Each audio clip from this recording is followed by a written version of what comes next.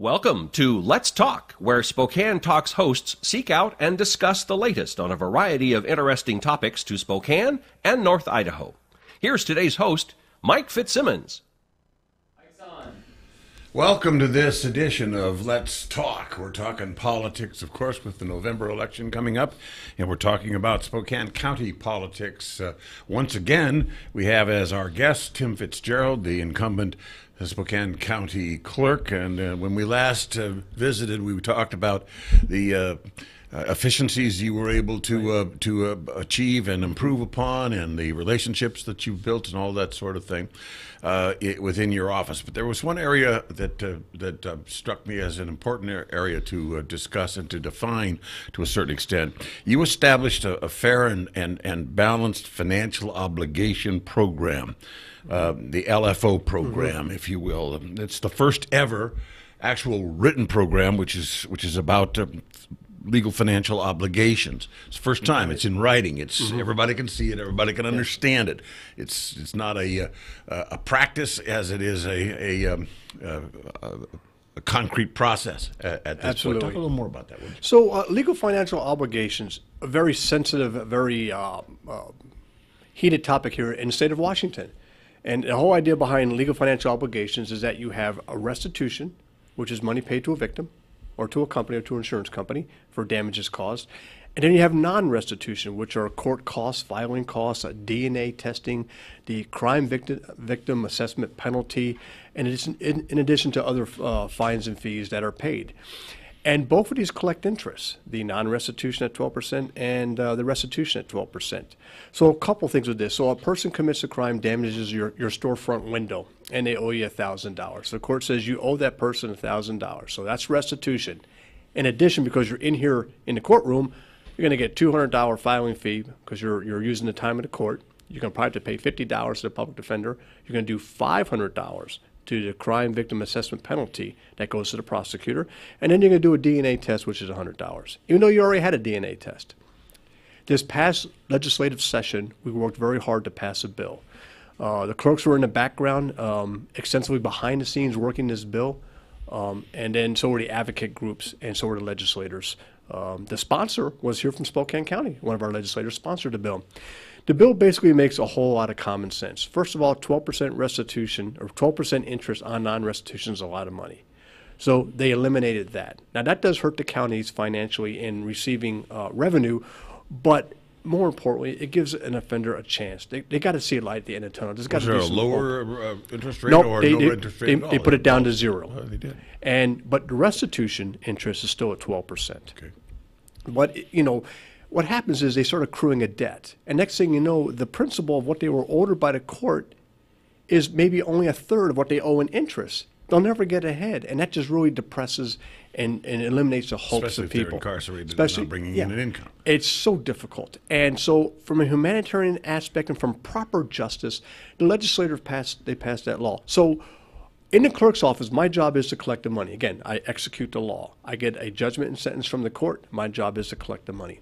We bring the offender in, we sit and we talk to him, we get a financial declaration, and we get an understanding of what is reasonable for them to be able to pay monthly. And that's the money that we send to the victim and or we collect for the county.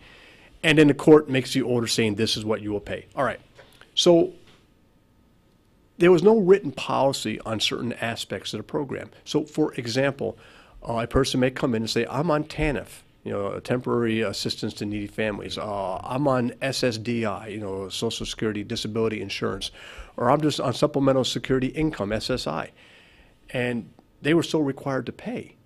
And I'm thinking to myself, wow, that's kind of difficult. They're already in a needy situation, and now we're making them pay a fine, which in essence compounds the situation even more. That may lead them to make bad decisions because they're trying to get the money to pay their fines, and the interest is racking up.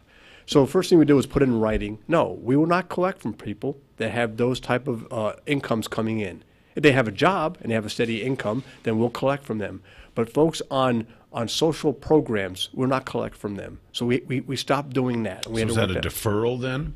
Or is it eliminated? Well, the court makes that decision, and what the court does is right now the current policy of the court is to defer it. Say, okay, for right now, you're not paying. and you don't have to pay, but when your financial circumstances change, you must immediately notify the court. Restitution, they still have to pay. So whatever amount of money is that goes for the restitution portion, they still have to pay that. And then naturally, that goes first. So the second thing we worked on was the fact if a person wasn't making their payments, let's say they owed $25 a month. So 3 months go by, no payments, that's $75.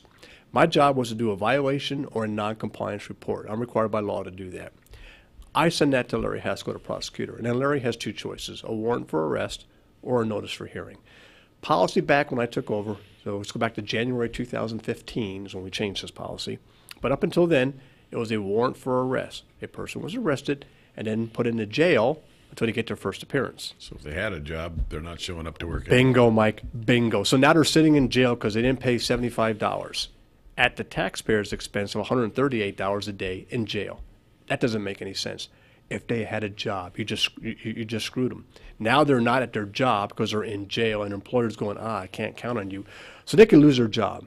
Not to mention the family problems it creates when a person is jailed because they couldn't make a payment. Finally, the most important of all is that's against the law. It's called debtor's prison. You can't do that. Yeah. So I got with Larry and said, Larry, I want to change this. This is what I want to do. My decision is violation, noncompliance. Your decision is warrant for arrest or notice of hearing. I would like, when I send you these reports, I want a notice for hearing. That's what I want you to do, send them a notice of hearing. Larry goes, absolutely, that's the decision I'll make, notice for hearing. What that means is a person is now informed by a legal documentation from the court, you're not making your payments, and the court wants to know why. So they're required to come in before a judge and explain to the judge why they're not making payments. That does a couple of good things. First, they're not going in jail. And we're not wasting police time to go out there and pick up a person just because they couldn't make a payment. Two, they're before the court. They're not before me. They're not waiting for. They're in front of a judge, so their constitutional rights are protected, and they're there before a judge explaining to the court of law why they're not making payments. And then number three, the judge can make a decision on what needs to be done. Now, obviously, if they're just deliberately disregarding the whole situation and telling you to take a long walk off a short dock, there is harsher. Yes, and treatment. Exactly, and that's how, and those will be handled according to those very circumstances.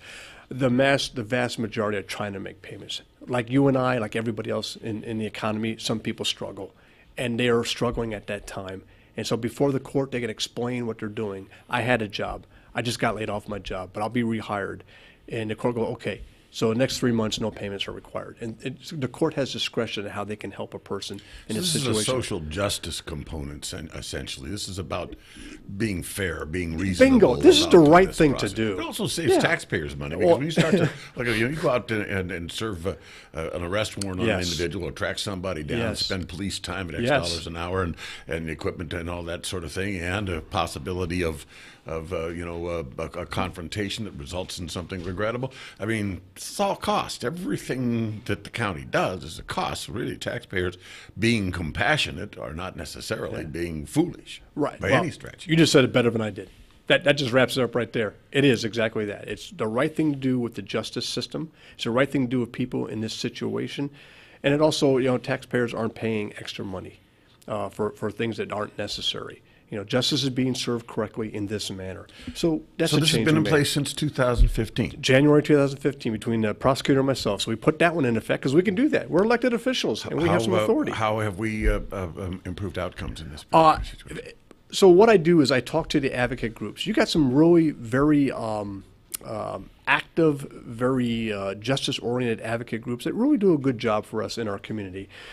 You got, I did the time with Lane Peavy. You got the Center for Justice. You had Alex Beal was there, and you had Julie Schaefer there, and you had Brian Biggs was there for a time. You had Clara Cardone was there. Then you had the Center for, you have Northwest Justice, with Jefferson Coulter.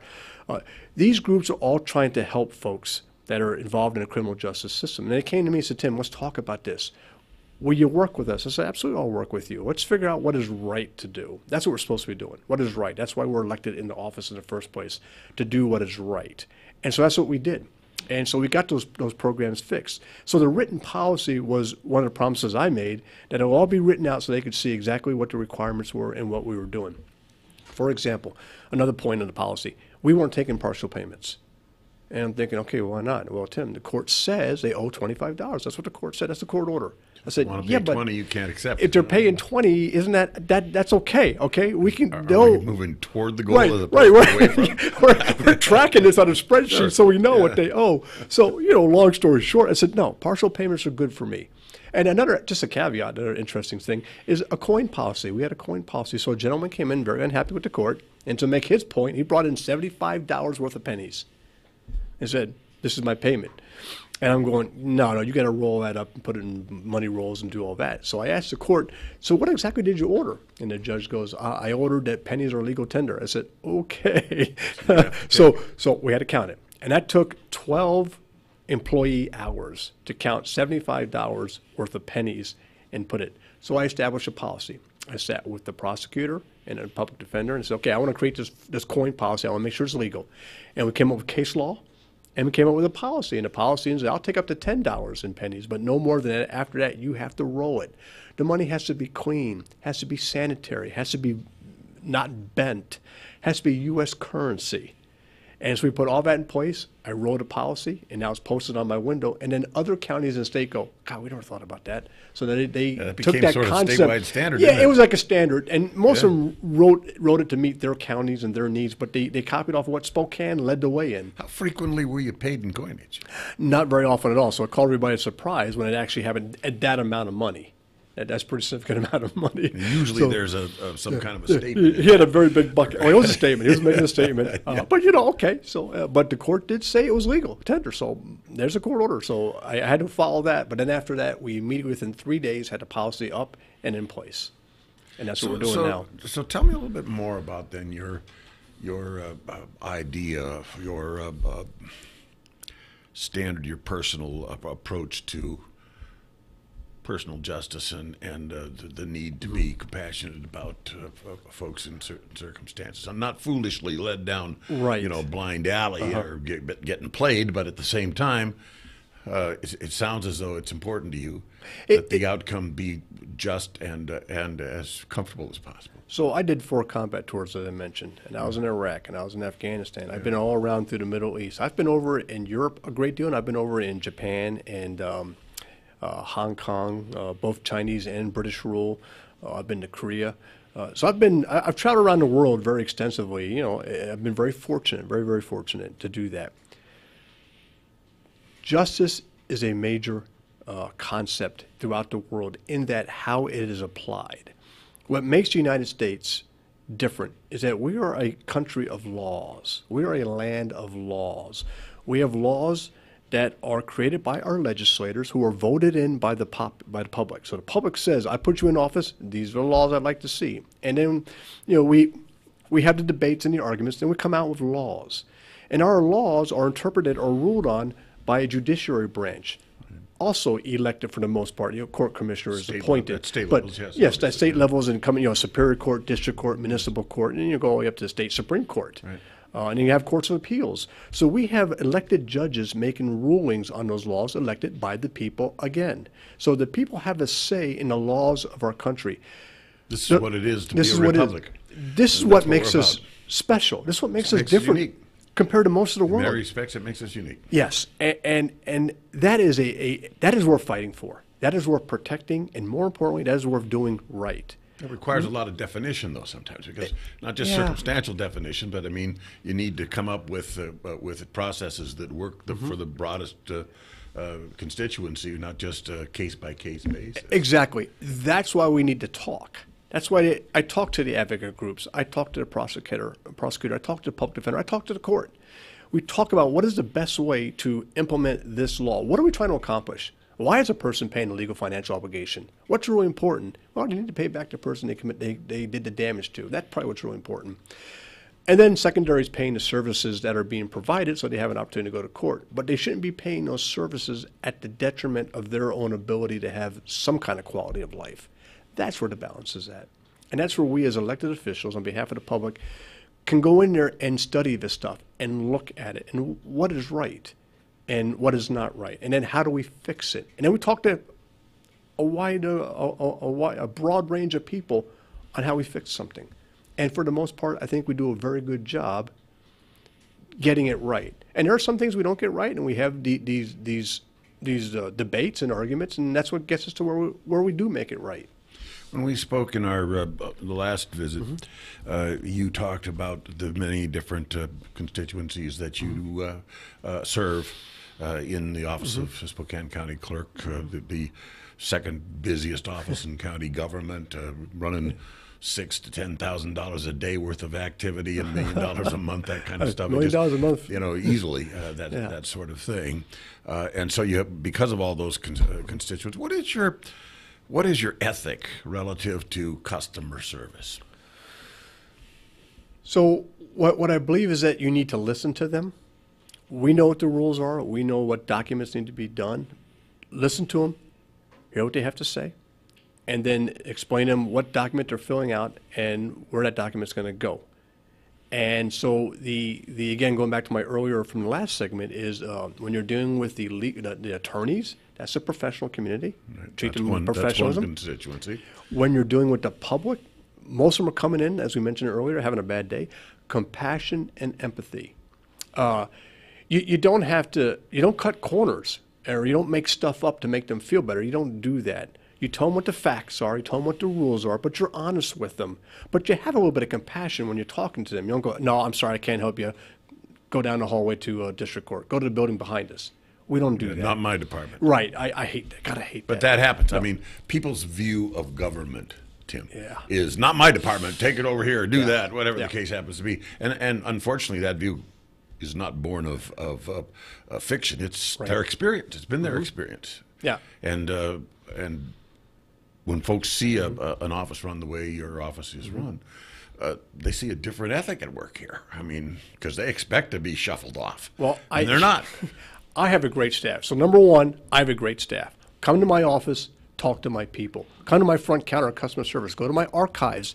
Go to my finance cage and talk to my finance people. I have a great staff. They are good. They are compassionate. They are professional, and they are true public servants. They give a darn about what happens, and they do the very best they can day in and day out. Come down and talk to them. So those folks who are sitting at home watching this this conversation, you're asking yourself a question. All right, I'm not a customer necessarily. I could be at any time a customer of the county clerk's office, but I'm not. But I am being asked to essentially hire the CEO. So what's in it for me? What's in it for that taxpayer? What's in it for that county resident who foots the bill for all of this? How do you respond to that? Three things. Number one, we will do the statutory duties. We will follow the law. We will execute the law, and it will be done with the confidential material protected, sealed material protected, and at the same time with the customer service that you deserve when you come to the counter. So you can count on seeing that. So your electorate can say, all right, they're going to under his administration, it's going to be done right. It's going to be done right. It's going to be done exactly right. And if we make a mistake, I'll own up to it, and I'll say, okay, I'll fix the mistake. And we've done that before. Do you remember in the newspaper? God, let's go back. That was a great story. I'm going to say 8 months ago, where we had two documents. On the top document, my clerk filled out, and the bottom document is what the prosecutor brought before the judge. And we had an offender that had a very serious crime against him. And the bond that was written on the bottom document had an extra zero, it was $160,000, and my clerk left off a zero, and it was $16,000. And they get there and they present it before the judge, and things are moving very fast. And the judge goes, "Okay, just asking for $16,000? Yeah, that's what we want, Your Honor. Okay, all right, $16,000 out in bond." And then the offender was released. And they're going, hours later, holy cow, you got to be kidding me! That guy shouldn't have been released. Why'd you release him such a low bond? It was a mistake. So a spokesman review called me. Tim, what happened? I said, we made a mistake. No, really, Tim, what happened? We made a mistake. We left off a zero. That's it? I said, that's it. We left off a zero. It won't happen again because I called the prosecutor. And now he and I agree that the prosecutor presenting that case, that bond issue before that judge, will do both documents. And my clerk will not be involved. That way you won't have the mistake between two people. One person will present it. One person will have both documents. So streamline the process. Streamline the process. As mistake-free as possible. So I will admit we make a mistake, and that was a mistake. That won't happen again. That's a little unusual for people in political office to admit mistakes? Well, I run my office as an executive level manager. This is CEO level business. This is a very dynamic, complex environment, and that's, I bring a lot of leadership and executive level experience, and that's why I'm modernizing the office, and I will continue modernizing the office. I got barcode scanning already in place. A nifty little thing that people love is electronic stamp in the hallway in a drop box. So when the doors are closed or the line is too long, folks can come in and stamp their documents and drop in a drop box. Process is good to go. I pick it up the next morning, and they're already in the timeline where they want to be at. Not a violation of the requirement or anything. None at all. Exactly. And they haven't been inconvenienced. So just little things like that. One of the things I'm very proud of is that I got an award. I got the Partners in Justice Award from Lutheran Community Services for my domestic violence work that I'm doing to streamline that entire program. And sometime I'll come back with you. We can talk more about that. I was Clerk of the Year for the entire state. You were. Other 2017. Made that choice. And, yes. And determined that they were impressed with the way you were running things down here. Made you the clerk of the court or the Clerk of the Year. Yes. For 2017. Yeah. 2017. Right, and a lot of it dealt with the legislation I did, because I approach legislation on a common sense thing. Here's an example. The state was concerned about how much information was coming across to state legislators on how much time a father had with the children. And so a legislator passed a law requiring county clerks to fill out a full sheet of documentation on a residential time summary report on how much time what percent of the time the father got to visit the children in any family or child custody or any divorce situation. And we had to report that back to the state legislator. So I asked him, what do you do with that? What do you mean, Tim? Well, we send you this report every year from all 39 counties. What do you do with it? He goes, we don't do anything with it. Well, why are we spending all this taxpayers' money to put this report together? You do nothing with it. They go, well, I wish it's something at the time that was a concern, so we put it in place. I said, well, okay, since I'm the director of legislation for the Clerks Association, we the clerks like to have that removed. So we ended up putting out some legislation that had that eliminated, because it was a document that was not being used, and so we got that eliminated. Among other documents, for example, there was a lot of concern between the social justice file and the legal file in juvenile. And this is very sensitive, because social justice has different documents, behavioral health documents, medical documents that are in there. And they didn't want those mixed in the legal file. So myself and DSHS folks got together, and advocate groups got together and decided what should be in the legal file, what do we need in the legal file by law, and what's in the social file that only the judge gets to see and won't get mixed up in the legal file. And we created an entire RCW on that, outlining exactly what goes into the file to solve that issue. We're just about out of time. Sorry. How do people get in touch with you if they want to learn more about your campaign and learn more about your accomplishments? Please go to my Facebook.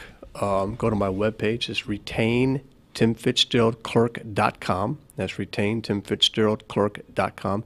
Go to my Facebook. Look at all the information that's on my Facebook. Look at my endorsements. I'm endorsed by both sides of the house. I'm endorsed by a broad range of people.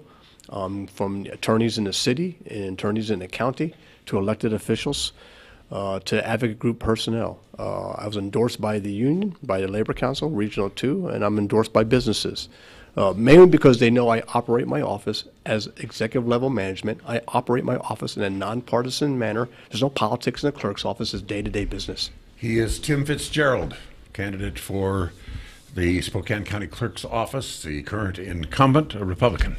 And that's it for this edition of Let's Talk. Let's Talk is produced in Spokane, Washington by Spokane Talks Media, which is solely responsible for its content.